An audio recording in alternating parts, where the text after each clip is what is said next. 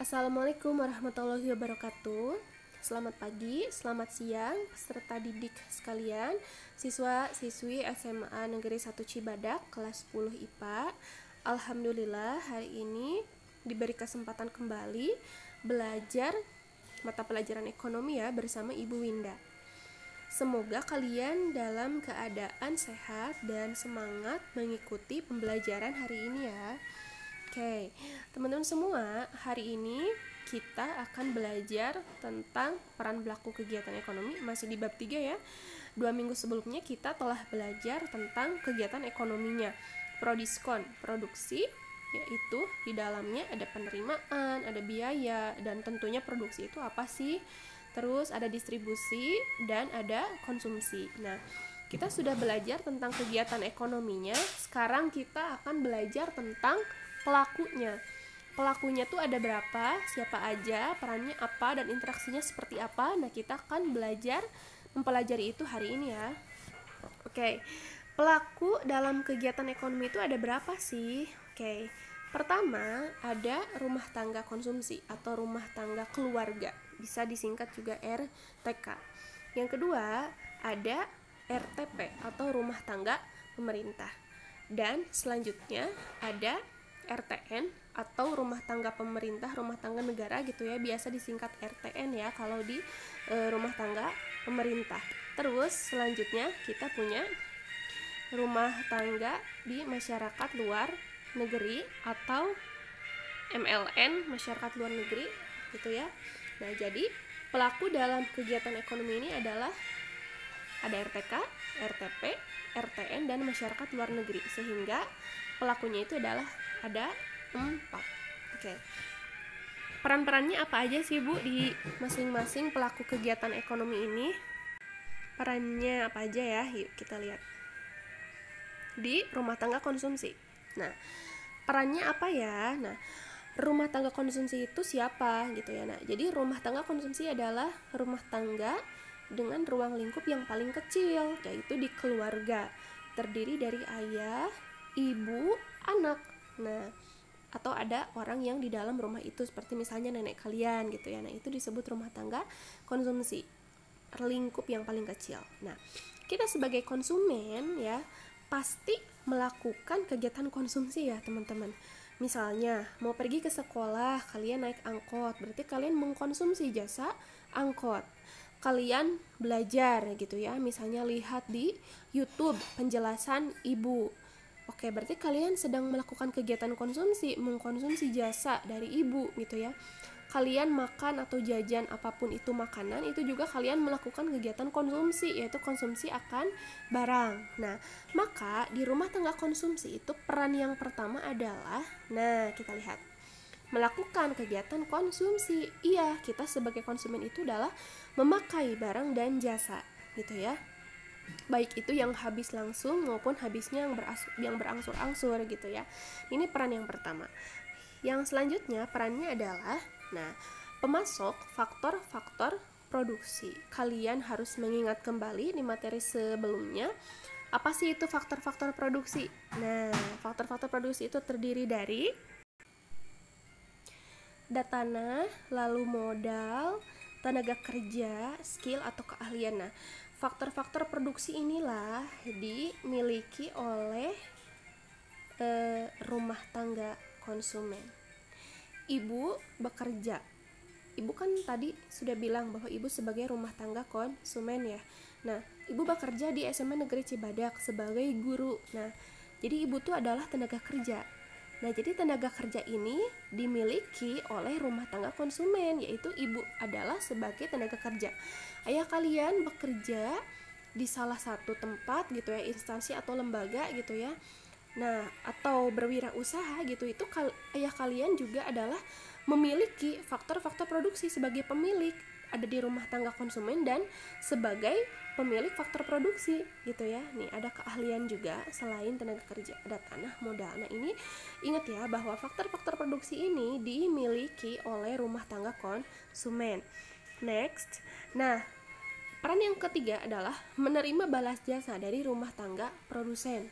Jadi balas jasa itu berupa apa? Nah, karena kalian ayah kalian udah kerja nih atau ibu kalian udah kerja, maka akan mendapatkan balas jasa berupa sewa gitu ya, berupa upah, berupa bunga, dan berupa laba gitu ya. Nah, ini adalah si ininya, balas jasanya gitu ya, kan sudah bekerja gitu ya. Nanti akan ibu jelaskan di depan bagaimana hubungannya dengan rumah tangga produsen tentang balas jasa ini gitu ya. Jadi kenapa diberikan balas jasa?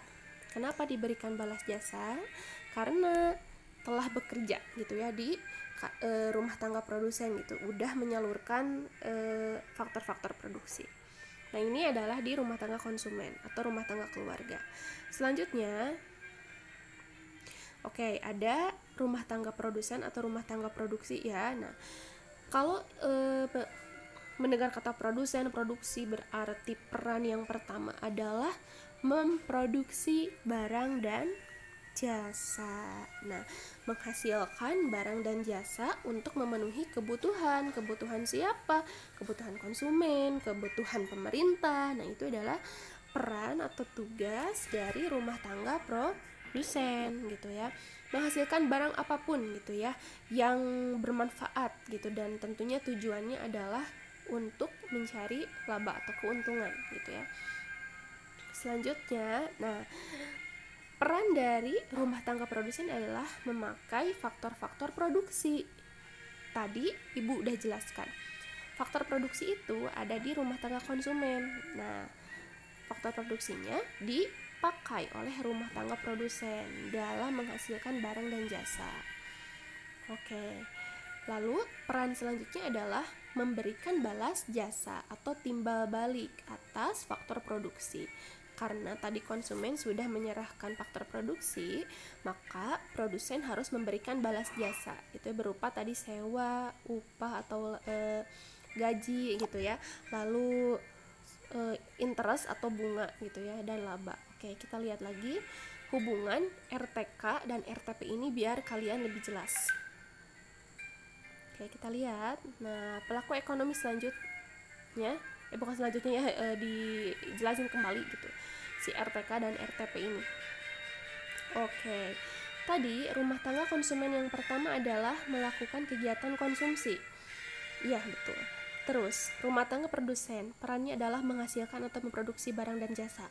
Lalu, rumah tangga konsumen peran yang kedua adalah memasok faktor-faktor produksi. Tadi ada tanah, skill, keahlian, tenaga kerja. Nah, karena faktor produksi ini dimiliki oleh rumah tangga konsumen gitu ya, dipakai oleh rumah tangga produsen. Jadi kita sebagai rumah tangga konsumen bekerja di rumah tangga produsen, si pabrik atau perusahaan apapun gitu ya yang ada tenaga kerjanya, memerlukan modal, memerlukan keahlian gitu ya. Faktor produksinya nah dipakai di rumah tangga produsen. Jadi ini hubungannya.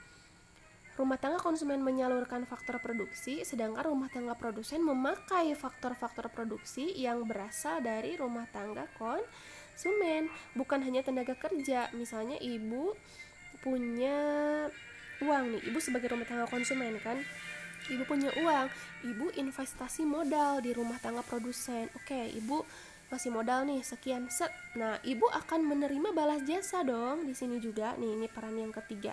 Rumah tangga konsumen itu dia menerima balas jasa.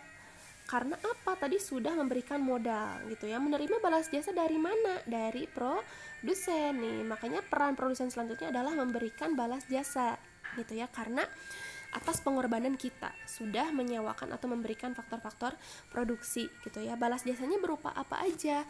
Bisa berupa sewa, tadi ibu udah jelaskan, bisa berupa upah atau gaji gitu ya, laba atau keuntungan, dan juga bunga gitu ya. Nah, karena ibu sudah investasi modal, nah maka ibu akan nerima balas jasa nih berupa apa? Interest atau bunga. Dari siapa? Dari rumah tangga produsen. Nah, jadi inilah keterkaitan antara rumah tangga konsumen dan rumah tangga produsen. Next, rumah tangga selanjutnya. Oke, kita ada rumah tangga pemerintah atau rumah tangga negara gitu ya. Nih, apa sih perannya? Satu, pemerintah berperan meningkatkan kesejahteraan masyarakat dengan upaya membangun sarana dan prasarana umum. Ini tuh simpelnya adalah pemerintah memberikan pelayanan publik. Nah, pelayanan publik kepada kita sebagai konsumen dan kepada produsen juga gitu. Lalu nomor 2, berperan sebagai konsumen atau produsen. Yang ketiga, mengatur kegiatan ekonomi. Nah, ini peran dari pemerintah. Oke, oh ya Ibu lupa tadi di rumah tangga konsumen juga perannya ada bayar pajak ya kepada pemerintah. Di rumah tangga produsen juga perannya ada membayar pajak kepada pemerintah gitu ya. Karena kita sebagai rumah tangga konsumen dan rumah tangga produsen misalnya telah membayar pajak kepada pemerintah, pajak tersebut digunakan untuk membangun ini yang nomor 1, sarana dan prasarana untuk menunjang kesejahteraan kita. Jadi dengan tujuan untuk mensejahterakan kita gitu ya, menunjang kegiatan ekonomi kayak gitu. Selanjutnya, nah ada masyarakat luar negeri. Perannya apa sih nih? Kalau masyarakat luar negeri itu adalah, kalau dengar luar negeri, ekspor dan impor gitu ya. Nah, baik rumah tangga konsumen, rumah tangga produsen juga melakukan ekspor impor. Ekspor impor ini bukan hanya barang ya teman-teman, bisa juga berupa jasa. Kalau berupa jasa itu apa? Misalnya ada tenaga kerja gitu, tenaga kerja ahli dari luar negeri ke Indonesia gitu, atau kita sebagai orang Indonesia bekerja di negara lain gitu. Nah, itu adalah peran dalam masyarakat luar negeri gitu ya. Oke, nah di keempat peran pelaku ekonomi tersebut ada interaksi atau ada bagan atau ada circular flow-nya gitu ya. Bagannya adalah ini nih. Nah, ini yang hanya dua sektor itu hanya ada ini hanya ada RTK dan ada RTP. Ini yang dua sektor. Yang ini adalah ada 3 sektor atau ekonomi tertutup. Kenapa tertutup? Tidak menyertakan rumah tangga luar negeri ya. Ada rumah tangga produsen dan ada rumah tangga konsumen di sini. Nah, gitu.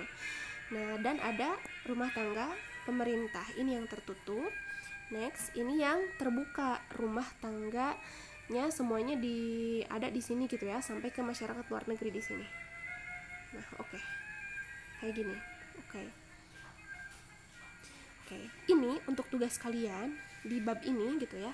Tolong kalian deskripsikan interaksi pelaku ekonomi tersebut, yaitu RTK, RTP, RTN dengan video gitu ya. Nah, hanya 3 sektor ya. Kalau 3 sektor ingat nih yang tadi yang ini. Nah, kalau 3 sektor tuh hanya ada RTK, RTP dan pemerintah gitu ya. Tolong kalian jelaskan gitu ya, tapi memakai video ya gitu. Jelaskan hanya 3 sektor, gak usah pakai yang masyarakat luar negeri. Nah, bagannya boleh kalian capture dari YouTube ini, atau kalian boleh mencari gambar lain di sumber lain yang lebih mudah untuk kalian menjelaskannya gitu ya. Jadi dengan diagram circular flow ini nanti kalian akan dengan sangat mudah memahami interaksi antara pelaku ekonomi ini yang 3 sektor, yaitu rumah tangga keluarga, rumah tangga produsen, dan rumah tangga negara. Nih, ini ketentuan tugasnya boleh kalian baca di sini ya. Nah, gitu. Oke, selamat mengerjakan ya. Mudah-mudahan kalian dapat mengerjakan tugasnya dengan baik gitu ya. Oh iya, Ibu lupa. Jadi dalam tugas ini tuh Ibu menilai bagaimana sih kalian menjelaskan gitu ya interaksi antar sektor ini gitu ya.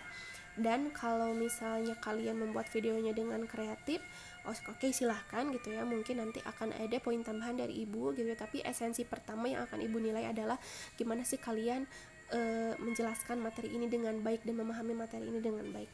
Oke, seperti itu saja. Ibu tunggu nanti tugasnya ya. Kalian masuk ke Google Classroom masing-masing. Terima kasih. Sekian materi hari ini. Semoga bermanfaat. Wassalamualaikum warahmatullahi wabarakatuh.